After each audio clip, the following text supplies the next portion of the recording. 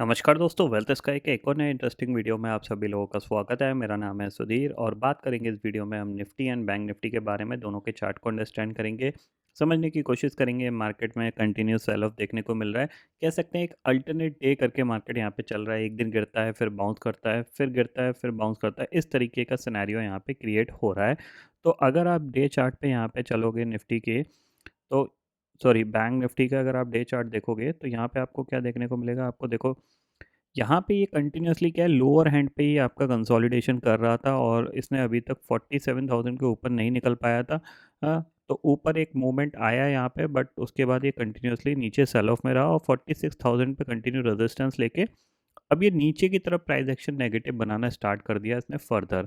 तो एक चीज़ ध्यान में रखिएगा, ये एक इसका स्विंग लो था, तो इसके नीचे जैसे ये जाएगा तो फिर इसके बाद कुछ ज़्यादा इसके पास सपोर्ट है नहीं 43,000 तक। तो चांसेस वेरी हाई कि अगर ये नीचे की तरफ स्लिप किया तो फिर आपको ये 43,000 इवन 42,000 तक भी चला जाए, कोई यहाँ पे बड़ी बात नहीं है, क्योंकि निफ्टी को नीचे ले जाने वाला बैंक निफ्टी ही है। निफ्टी में कोई ऐसी ज़्यादा वीकनेस नहीं देखने को मिल रही है, बट बैंक निफ्टी की वीकनेस की वजह से यहाँ पे निफ्टी धीरे धीरे नीचे की तरफ आ रहा है।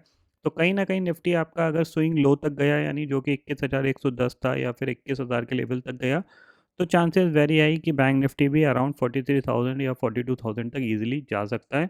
और जिस तरीके का ये पैटर्न बना रहा है, उस तरीके का पैटर्न में अगर देखा जाए तो ये पूरा चैनल था जिसके बीच में इसने अभी तक टाइम पास किया था।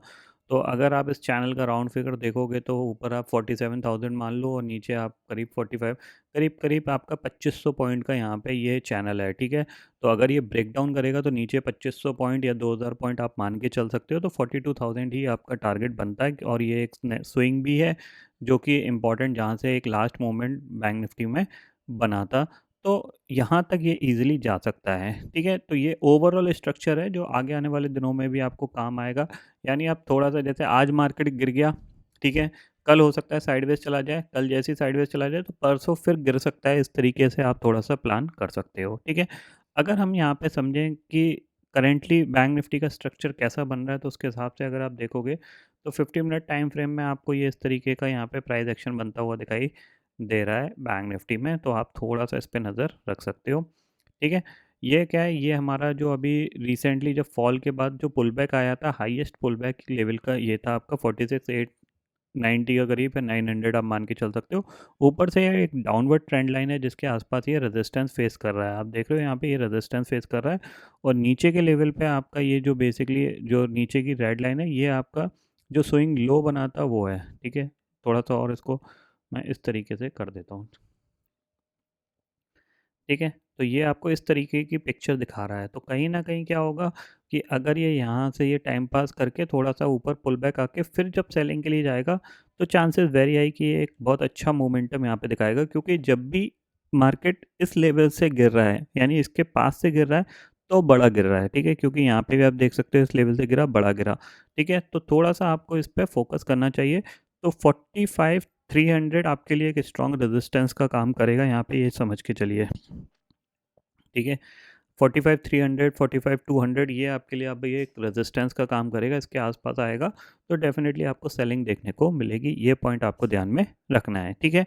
नीचे मान लीजिए कल ये खुलते ही नीचे की तरफ अगर गिरता है, एक नया स्विंग बनाता है, तो चांसेस वेरी है कि ये एक पुल बैक भी दिखा सकता है।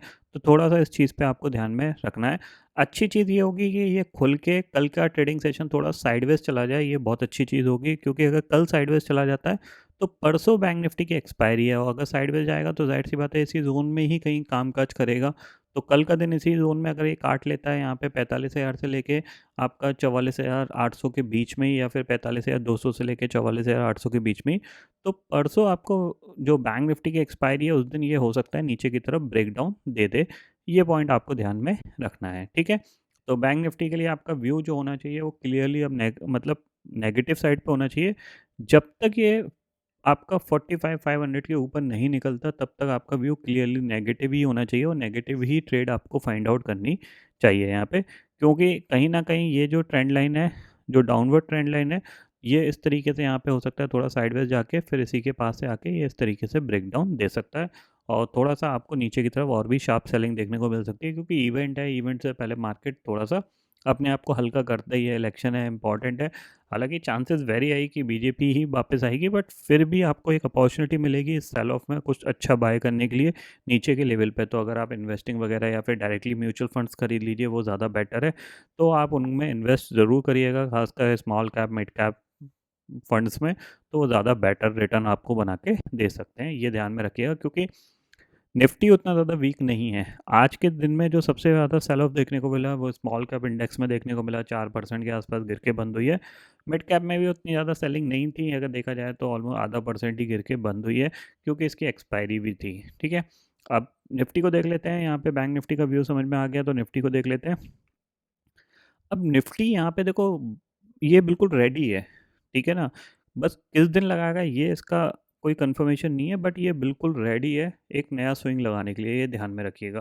ठीक है ना, क्योंकि कंटिन्यूसली क्या है, ये प्राइस एक्शन इसका नेगेटिव बनता जा रहा है और अपने आप को होल्ड करने की कोशिश कर रहा है 21,600। बट जब जैसे ही 21,600 के नीचे कंटिन्यूसली सस्टेन करना स्टार्ट किया या फिर 21,500 के नीचे गया ना ये, इसके बाद सीधा सीधा इसके पास कोई सपोर्ट नहीं है। ठीक है ना, क्योंकि फिर ये पूरा आपका ये वन वे रैली बनी थी, ये पूरी one way rally one way में ही डाइल्यूट होगी। मीन्स आपको 21,500 के नीचे आपको फिर तो इसका एक नया स्विंग लो का टारगेट लेके चलना चाहिए आपको। इंट्राडे में अगर 21,500 ब्रेक होता है तो 21,300 का आप टारगेट लेके चल सकते हो।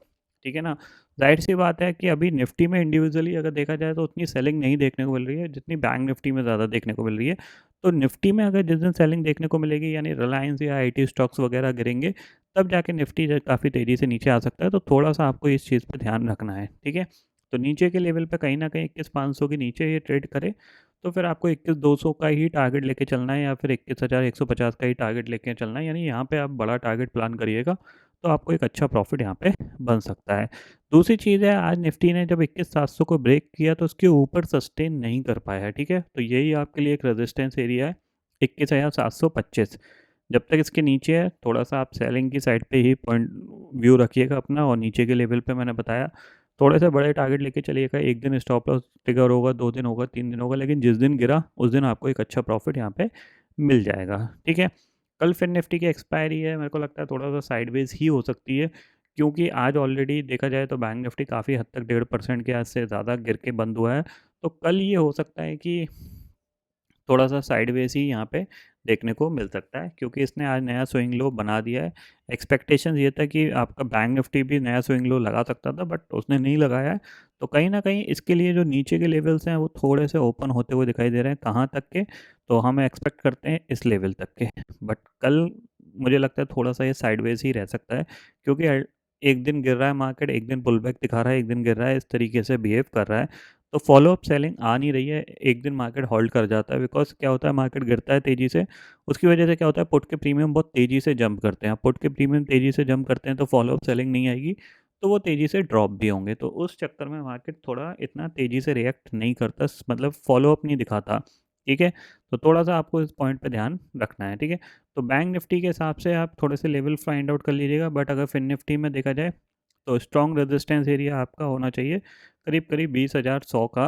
इस लेवल के आसपास मिले या फिर 20,150 मिले, यहाँ पे आप ज़रूर एक बार सेल करके काम कर सकते हो। ठीक है ना, थोड़ा-सा बड़ा है, लेकिन फिन निफ्टी है, वॉलेटाइल ज़्यादा होता है, एक स्ट्रेट लाइन में ऊपर-नीचे बहुत तेज़ी से होता है, तो थोड़ा-सा आप इस चीज़ पे ध्यान रखिएगा। ठीक है, तो निफ्टी हो गया, बैंक निफ्टी हो गया, फिन निफ्टी हो गया। तो कल के लिए अगर मैं इसमें एक्सपेक्टेशंस करूँ, तो मेरा जो व्यू होगा वो करीब-करीब इस रेंज का होगा।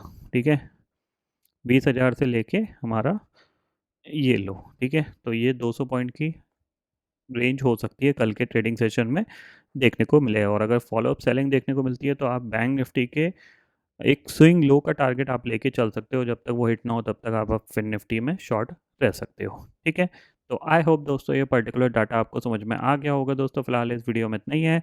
आई होप ये वीडियो आपको पसंद आएगा। वीडियो पसंद आता तो लाइक और शेयर ज़रूर करिएगा, और चैनल को जो सब्सक्राइब कर लीजिए, क्योंकि मैं सुधीर लेके आता रहूँगा हर दिन आपके लिए नए नए वीडियो। इसी के साथ शुक्रिया दोस्तों, जय हिंद।